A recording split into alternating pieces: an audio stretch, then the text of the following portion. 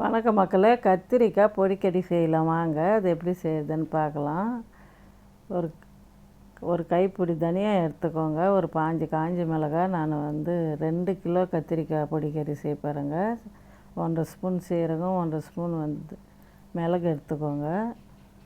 நல்லா வறுத்துக்கோங்க. 1 ஸ்பூன் எள்ளு போட்டுக்கோங்க.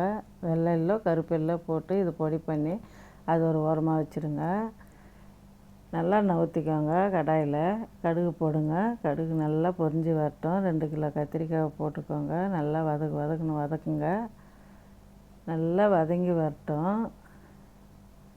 கலர் சூப்பராக இருக்குதுங்க. கத்திரிக்காய் வதங்குனதே தேவையான அளவு உப்பு போட்டுக்கின்னு ஒரு பெரிய நெல்லிக்காய் சைஸ் புளி எடுத்து கரைச்சி வச்சுக்கோங்க. அதை ஊற்றி அதிலவே வேகட்டுங்க. நல்லா வெந்து வரட்டும்.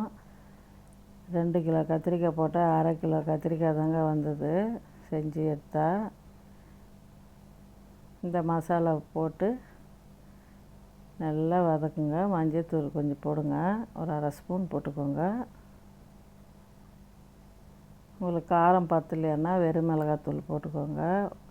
ஒரு கைப்பிடி வேர்க்கடலை போட்டு பல்ஸில் போட்டு எடுத்து மேலே தூவி சாப்பிட்டு பாருங்கள். அவ்வளோ டேஸ்ட்டாக இருக்குங்க.